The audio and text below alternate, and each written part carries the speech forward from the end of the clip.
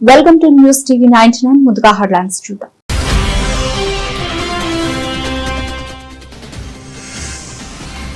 Commissionerate పరిధిలో జాతీయ mega Lok అదాలత్లో పరిష్కరించబడ్డ మొత్తం 8,120 కేసులు వెల్లడించిన సిపి అంబర్ కిషోర్ ఝా.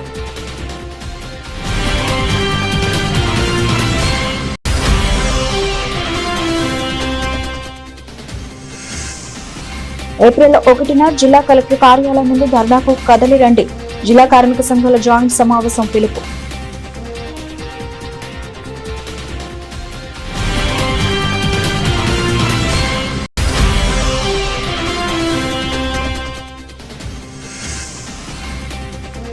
విద్యార్థినిగా మారి ఆకతాయిలకు చెక్ పెట్టిన మహిళా ఎస్ఐ. విద్యార్థినుల భద్రత కోసం వినూత్న చర్యలు.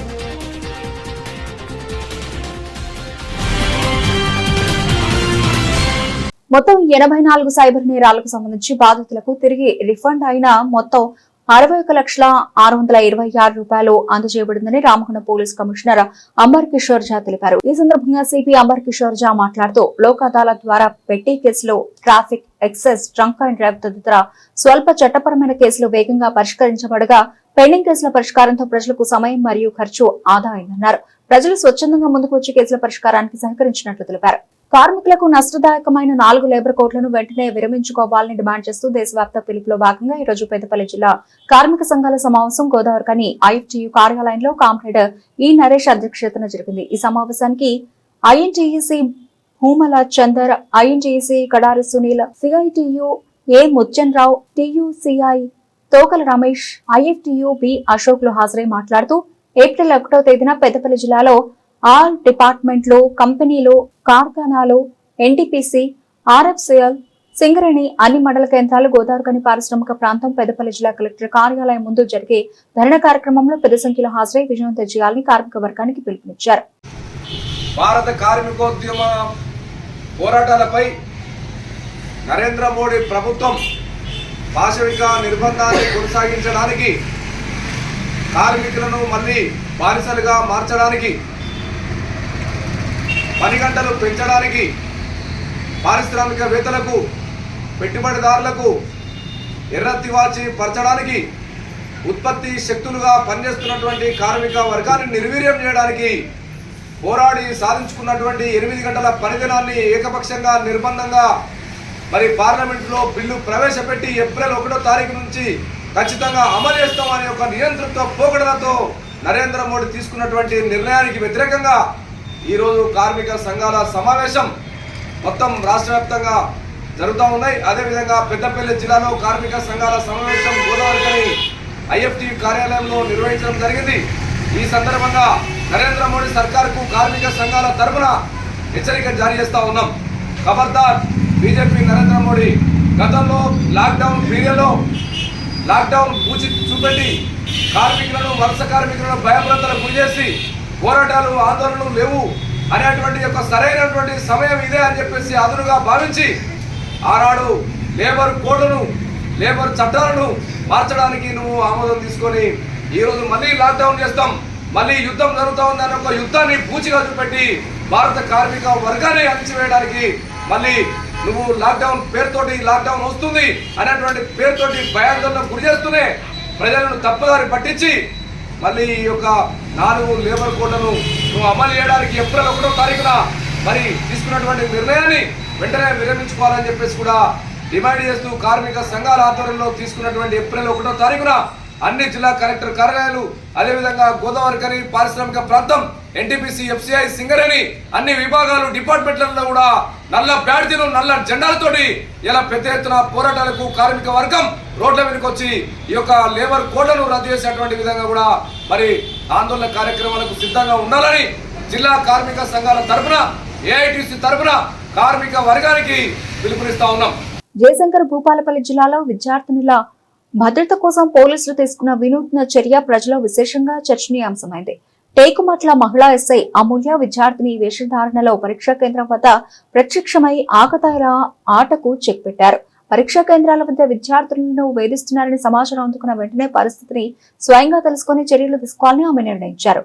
ఖాకీ యూనిఫామ్ వదిలి సాధారణ విద్యార్థినిలా ఎరుపు రంగు డ్రెస్ లో చేతిలో పుస్తకాలు పట్టుకుని పరీక్షా కేంద్రానికి వెళ్లారు. వనపర్తి జిల్లా కేంద్రం నందు అక్షర కాన్సెప్ట్ స్కూల్లో మైనర్ బాలికపై జరిగిన సంఘటన గురించి మాజీ మంత్రి నివాసం నందు ప్రెస్ మీట్ లో మాట్లాడిన రాష్ట్ర మైనారిటీ ఫైనాన్స్ మాజీ చైర్మన్ ఇంతియాజ్ ఇస్సాక్. వారు మాట్లాడుతూ అక్షర కాన్సెప్ట్ స్కూల్ వివాదం ఇంత జరిగిన జిల్లా మంత్రి ఇప్పటి వరకు స్పందించకపోవడం శోచనీయమని అన్నారు.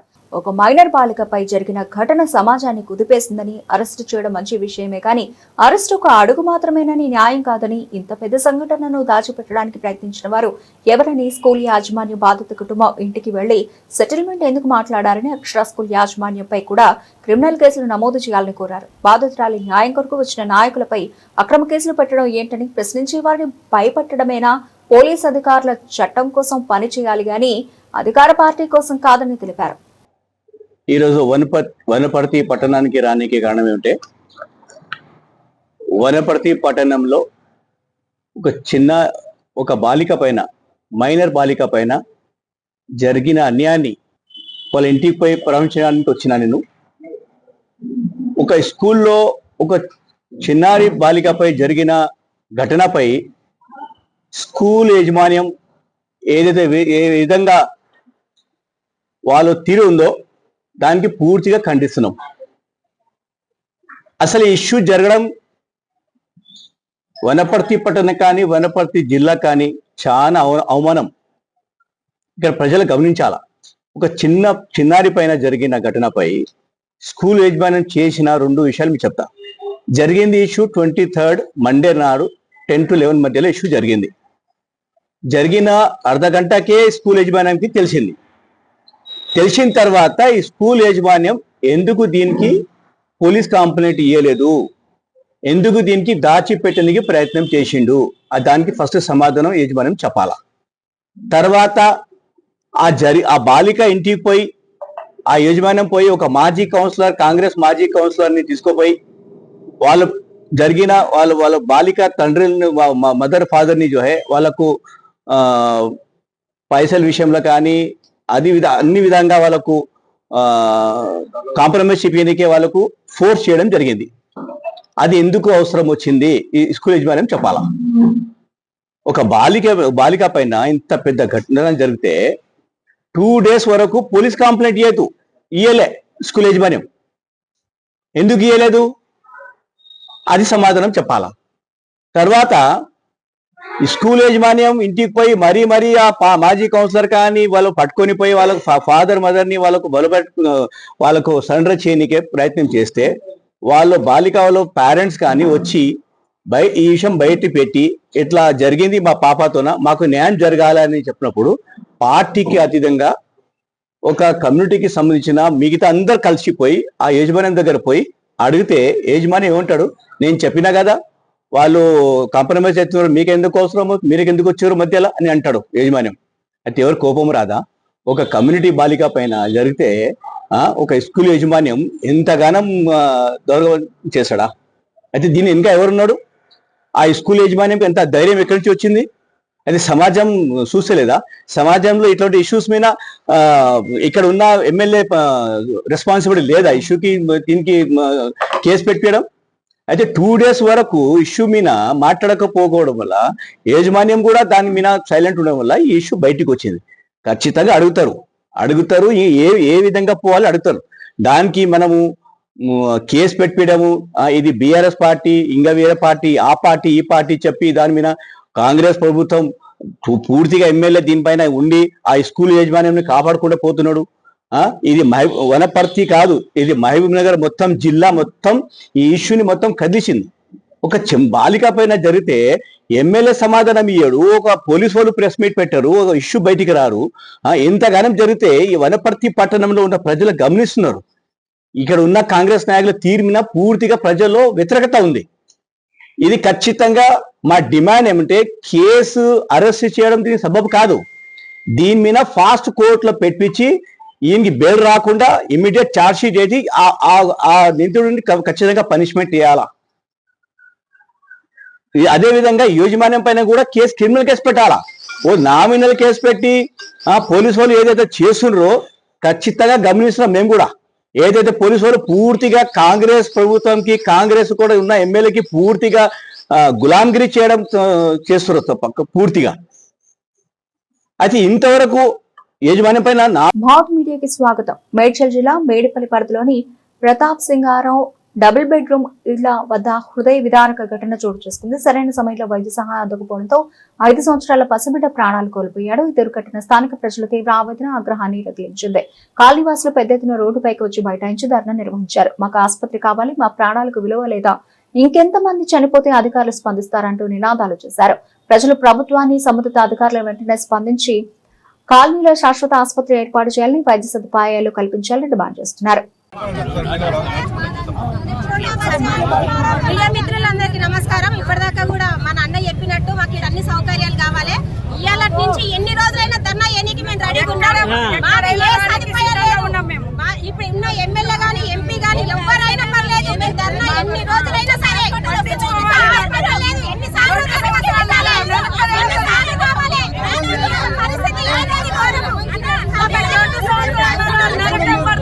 జనాలందరం మేము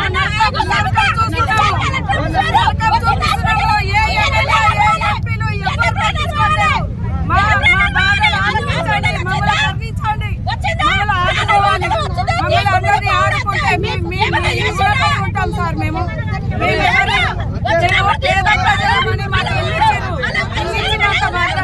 ఏ సౌకర్యాలు లేవు సార్.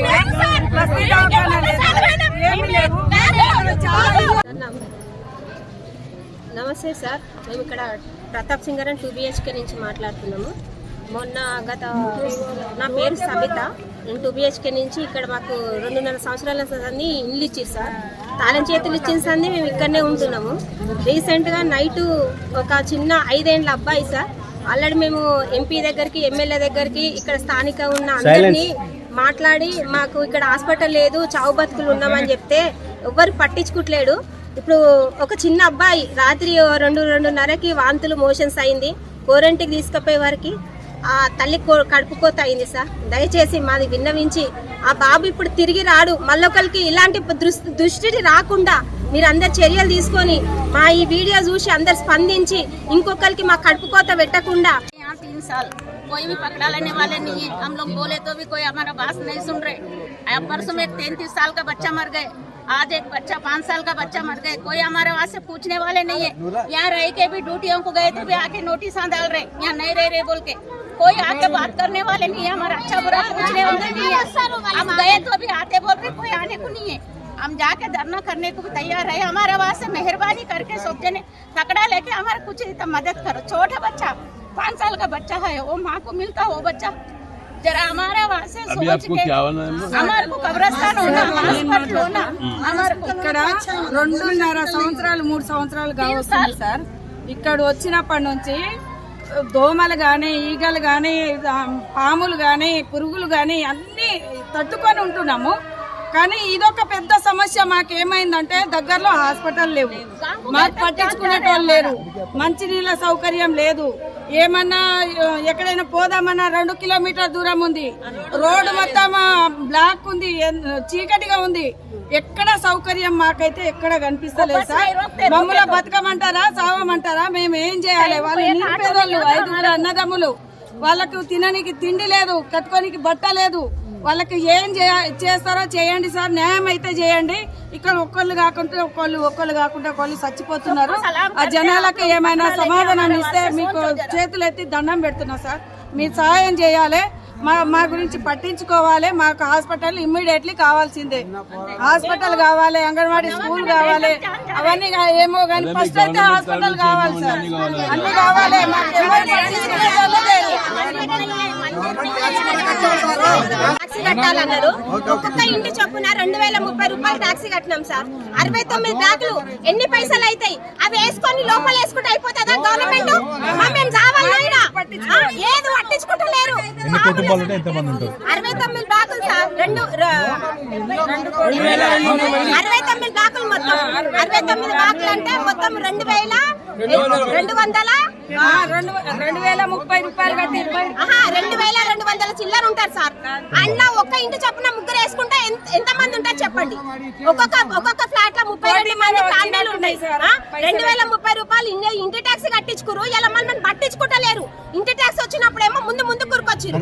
ఇది ఎక్కడ న్యాయం సార్? మాకు న్యాయం చేయండి. అవసరం ఏం సార్? కూర్చుంటాం మేడం. బాలుడు కామర్లతో చనిపోవడం జరిగింది. దానికి సంబంధించి మా ప్రజలందరూ స్పందించి ఏదైతే రోడ్డు మీకు వచ్చారో వాళ్ళందరికీ నేను స్వాగతిస్తూ ఉన్నాను. నేను 3 రోజుల క్రితమే ఇద్దరు పెద్ద మనుషులు తీసుకొని నేను డిఎంహెచ్ గారిని కలవడం జరిగింది. ఏదైతే మన స్టేట్ గవర్నమెంట్కి సంబంధించి పాలసీ బస్తీ దవాఖానకు సంబంధించి ఆల్రెడీ సెంట్రల్ గవర్నమెంట్కి పంపించడం జరిగింది.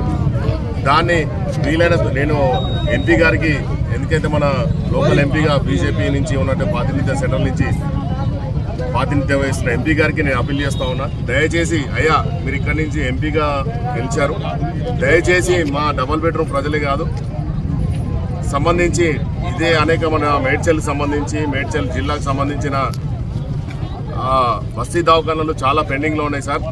దయచేసి మా ప్రజల్ని ఆలగించి ఏదైతే ప్రపోజల్స్ ఏవైతే పెండింగ్లో ఉన్నాయో ఆరోగ్య శాఖ సెంట్రల్ గవర్నమెంట్ దగ్గర ఏదైతే పెండింగ్ ఉన్నాయో దయచేసి ఇప్పిస్తే ఇలాంటి పిల్లలకు, ఎందుకంటే ఏదైతే కూలీ చేసుకొని లేబర్ పని చేసుకొని ఉండేటోళ్ళే అందరికీ మన గతంలో గవర్నమెంట్ ఏదైతే అరకూరంగా సవలతులు కల్పించి ఇక్కడ డబుల్ బెడ్రూమ్ ఇవ్వడం జరిగింది.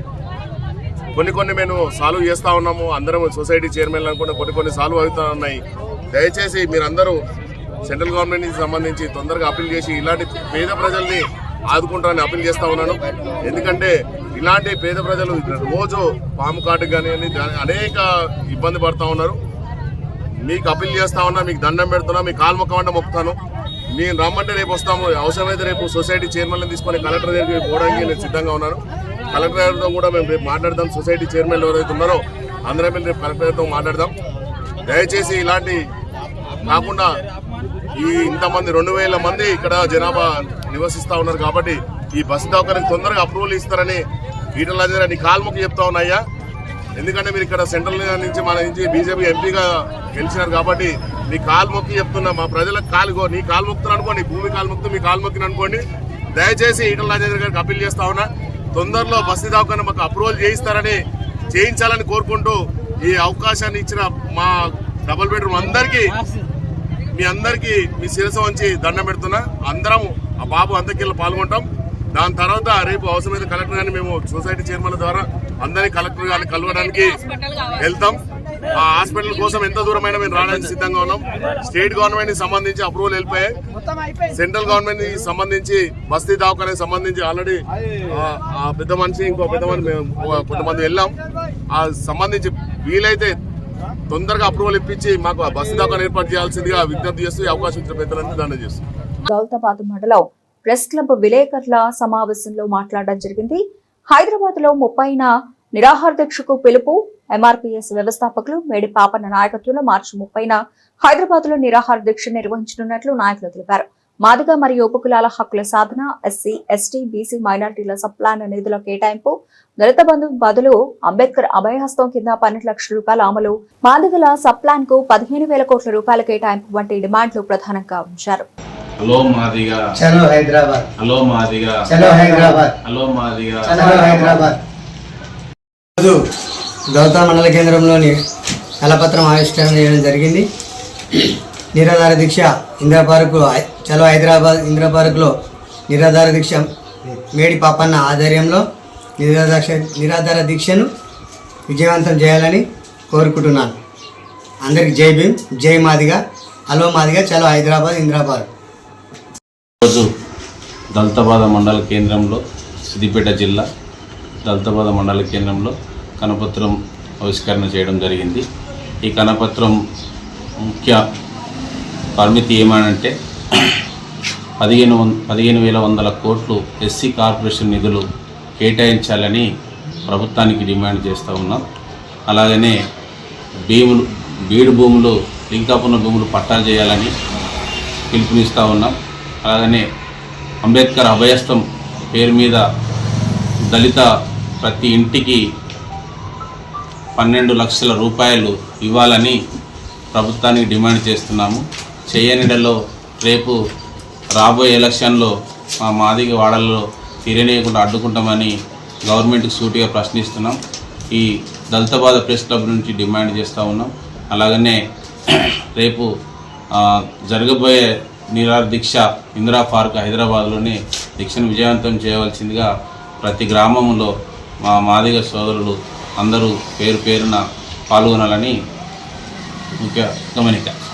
నల్గొండ జిల్లా చండూరు మున్సిపాలిటీలో మునుగోడు మాజీ ఎమ్మెల్యే కూసుకుంట్ల ప్రభాకర్ రెడ్డి రానున్న రోజుల్లో మునుగోడు ఎడారి కాబోతోంది. ఏదూళ్ల వద్ద నీటి పంపకాల్లో అన్యాయం జరుగుతోంది. మనకు వచ్చే 0.5 టీఎంసీలకు 436 అడుగుల వద్ద రెగ్యులేటర్ ఏర్పాటు చేయాలి. నీటి పంపకాల విషయంలో ప్రభుత్వం సమతుల్యం పాటించాలి. నీళ్లు రానప్పుడు వేల కోట్ల రూపాయలతో నిర్మించిన శివన్నగూడ లక్ష్మణాపురం ప్రాజెక్టుల పరిస్థితి అగమ్య గోచరంగా మారుతుందని పేర్కొన్నారు. మీకు ఇప్పటి వరకు కొంత సమస్య అర్థమైందని అనుకుంటా ఉన్నాను. నేను ఒకటే డిమాండ్ చేస్తా ఉన్నాను. ఈ మునుగోడు ఎడారి కాబోతా ఉన్నది. సరైన సమయంలో మనం సరైన నిర్ణయం తీసుకోకపోతే ఇక్కడ ఉన్న ప్రజాప్రతినిధులే కానీ, అధికార పార్టీ కానీ, లేకపోతే ప్రభుత్వమే కానీ ఇక ఇన్ ఫ్యూచర్లో మునుగోడుకు నీళ్లు రావు. ఇప్పటికే మునుగోడులో నీళ్లు లేక, సాగునీళ్లు లేక మొత్తం ఒక ఎడారిగా మారబోతా ఉన్నది. అంటే అన్ని నియోజకవర్గాలు కాస్త కూస్తే సాగునీరు ఉన్నాయి, అది కాలువల ద్వారానో లేకపోతే ప్రాజెక్టుల ద్వారానో. కానీ మునుగోడులో మాత్రం ఎక్కడ కూడా ప్రాజెక్టుల ద్వారా వచ్చే నీళ్లతోటి ఈ 1 ఎకరం కూడా పారటం లేదు. అప్పుడు బీఆర్ఎస్ ప్రభుత్వం ఉన్నప్పుడు మిషన్ కాకతీయలో భాగంగా చెరువుల పునర్నిర్మాణం చేస్తే అప్పుడు కొంత ఆ చెరువులన్నీ నిండినాయి. ఇక వాటర్ లెవెల్ పెరిగింది, అందరూ సంతోషంగా కొంత వ్యవసాయం చేసుకున్నాం. ఇప్పుడు ఈ నీళ్లు కూడా రాకపోతే మళ్ళీ చెరువులను కూడా వాళ్ళు పునర్నిర్మాణం చేస్తలేరు. మళ్ళీ కంపసెట్లు ఉన్నాయి, మళ్ళీ ఎక్కడికక్కడ మళ్ళా ఆ చెరువులన్నీ తాంబాలం లాగా, గోళం లాగా ఉన్నాయి, తాంబాలం లాగా మారిపోయినాయి. దాని మీద కూడా శ్రద్ధ పెడతలేరు. ఇప్పుడు ఈ ప్రాజెక్ట్ ఇంతకుముందు నేను ఏదైతే చెప్పినో దాని మీద నేను డిమాండ్ చేస్తా ఉన్నాను. ఇప్పుడు ఉన్న ప్రస్తుత ఎమ్మెల్యే ఏమైంది అంటే, చిన్న ఎగ్జాంపుల్ చెప్తా.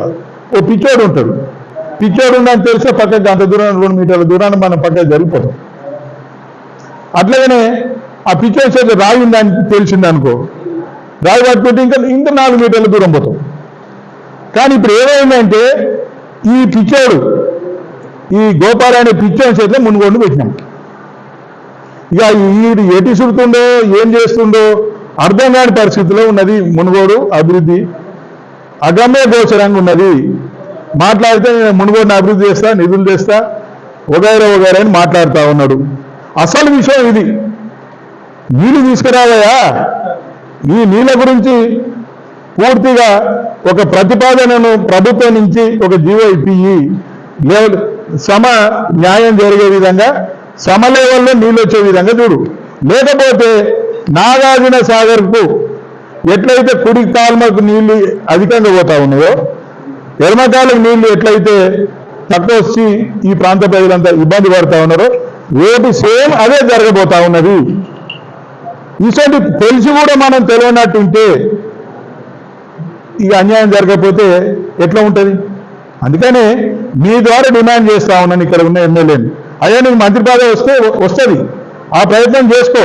కానీ ఈ విషయంలో మీ యొక్క ప్రయత్నం ఏంటి చెప్పు. ఈ విషయంలో 3 నెలలు అవుతుంది జీవో వచ్చి, ఇవాళ సిఈ మీద ప్రెషర్ చేస్తూ ఉన్నారు. నువ్వు పంపండి, ఈ లెవెల్ పంపండి అని నాకు సమాచారం ఉన్నది. మరి అది పోయిన తర్వాత మనం చేసేది ఏముంది? అందుకని అక్కడ మిషన్ తెచ్చిపెట్టి కూడా పనులు ఇంకా మొదలు కాలేదు. మన చేతిలో ఉంది, ఇప్పుడు ప్రభుత్వం చేతిలో ఉంది. ఒక్కసారి పోయి నీకు చేతులు ఎత్తి దండం పెడతా ఉన్నాం, ముఖ్యమంత్రి దగ్గర పోయి ఈ లెవెల్స్ను డిసైడ్ చేయించాలని నీకు చేతులు ఎత్తి దండం పెడుతున్నాం మునుగోడు ప్రజల తరఫున. ఎందుకంటే రిక్వెస్ట్ చేస్తా ఉన్నాను, నువ్వు ఎమ్మెల్యే కాబట్టి. పార్టీలు ఎవరైనా మాకు ఈ మునుగోడు ఈ గడ్డ మీద పెట్టిన బిడ్డలం కాబట్టి ప్రజలుగా మేము కూడా ఆ నీళ్ళతోటి లబ్ధి పొందుతాం కాబట్టి, ఈ ప్రాంత ప్రజలు అందరూ సంతోషంగా ఉంటారు కాబట్టి, ఈ ప్రాంత ప్రజల సంతోషం కొరకు నీకు చేతులెత్తి నీకు దండం పెడతా ఉన్నాను. నీవు సంబంధిత మంత్రి దగ్గరికి వెళ్తావా, లేకపోతే సీఎం దగ్గరికి వెళ్తావా? తప్పనిసరిగా 436 మీటర్ల మీద ఏదైతే మోటార్లు ఫిట్ చేయడానికి వాళ్ళు అనుమతిస్తున్నారో అదే లెవెల్లో రెగ్యులేటర్ కూడా పెట్టమని ఇబ్రహీంపట్నం నియోజకవర్గం ఆదిపట్ల సర్కిల్లోని ఆదిపట్ల డివిజన్ లో మరి నిరంజన్ రెడ్డి ఆధ్వర్యంలో చామ్ హాస్పిటల్ వారి సౌజన్యంతో మెగా హెల్త్ క్యాంప్ విజయవంతంగా నిర్వహించడం జరిగింది. ఈ హెల్త్ క్యాంప్ ను ఆదిపట్ల మున్సిపాలిటీ మాజీ చైర్మన్ మరి నిరంజన్ రెడ్డి ప్రారంభించారు. ఈ క్యాంప్ లో ప్రముఖ జనరల్ ఫిజిషియన్, డయాబెటాలజిస్ట్ మరియు క్లినికల్ కార్డియాలజిస్ట్ డాక్టర్ శ్యామ్ తమ వైద్య బృందంతో పాల్గొన్నారు. అలాగే doctor Rangaraj, doctor Srinivas, doctor Raghavendra వంటి ఆర్థోపెడిక్స్, కార్డియాలజీలో నిష్ణాతులైన వైద్యులు సేవలందించారు. అదేవిధంగా ఈసీజీ, 2D ఎకో టెక్నీషియన్లు మరియు వివిధ రకాల బ్లడ్ టెస్టులు నిర్వహించిన వైద్య సిబ్బంది పాల్గొని ప్రజలకు నాణ్యమైన వైద్య సేవలు అందించారు.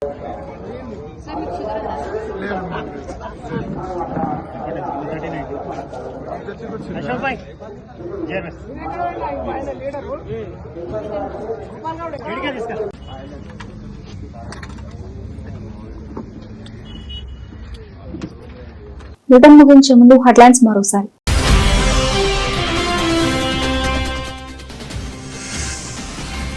కమిషనరేట్ పరిధిలో జాతీయ మెగా లోక్ అదాలత్ లో పరిష్కరించబడ్డ మొత్తం 8,120 కేసులు వెల్లడించిన సిపి అంబర్ కిషోర్ ఝా.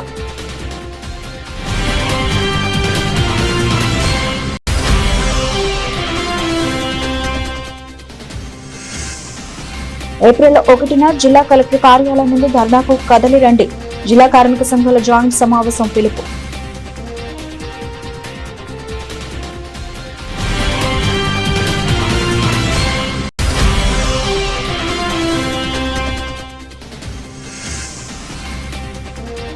జగిత్యాల జిల్లా ప్రేమజెండా అదృశ్యం, ఎస్ఆర్ఎస్పీ కెనాల్లో 2 మృతదేహాలు లభ్యం.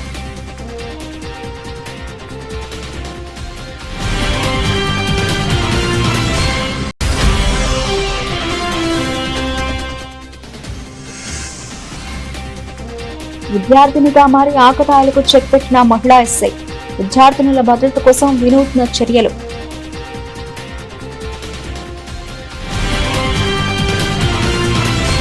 ఇవి బులెటిన్ అప్డేట్స్. మరిన్ని అప్డేట్స్ తో మళ్ళీ కలుద్దాం.